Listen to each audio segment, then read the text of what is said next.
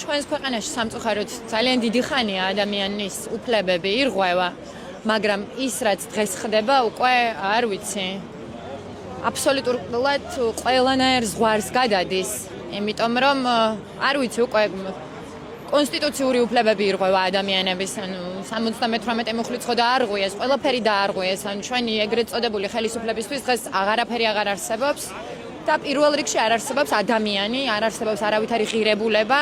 დღეს აი ახლა აქ რომ ვდგავარ ტროტუარზე, ვითვლები რომ კანონს ვარღვევ. სინამდვილეში მე ვიცავ კონსტიტუციას და მე ვფიქრობ, რომ ყველა საქართველოს მოქალაქის მოვალეობაა, რომ რაღაც ფორმით მაინც, როგორც მას შეუძლია აუცილებლად ხმა აღიმაღლოს, იმიტომ რომ ამ კანონის გარდა დღეს აი ამ ყველაფრის პარალელურად ძალიან ბევრი კანონები მიიღეს და ბოლო პერიოდში, რომელიც წარმოუდგენელია.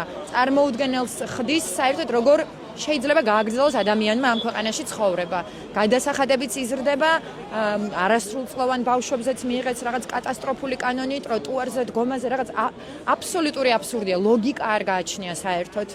ხო და არ ვიცი, მე მგონია რომ მე ყოველ შემთხვევაში აქ ვიდგები, ბოლომდე ვიდგები და არ ვიცი თუ წამიყვანენ ტროტუარიდან წამიყვანონ, მაგრამ ვერ მოუწოდებ რა თქმა უნდა ვერავის ვერაფერს, თუმცა თხოვნა მექნება თითოეული საქართველოს მოქალაქის მიმართ, რომ კარგად დაფიქრდნენ, კარგად გაიაზრონ რა ხდება, რას აკეთებს დღევანდელი ეგრეთ წოდებული ხელისუფლება და არ ვიცი, ყველა ღონე იხმარონ, რომ რაღაცნაირად ამას შეეწინააღმდეგონ, თორე ხვალინდელი დღე უკვე აღარ ვიცით როგორი იქნება. ამიტომ რაღაცნაირად უნდა გამოვიდეთ ამ შიშის მდგომარეობიდან, უნდა გამოვიდეთ ამ რაღაცა მსხვერპლის კომფორტის ზონიდან და აუცილებლად უნდა დავდგეთ ჩვენი უფლებების, ჩვენი შვილების უფლებების, ჩვენი თანამოქალაქეების უფლებების და ჩვენი მომავლის სადარაჯოზე.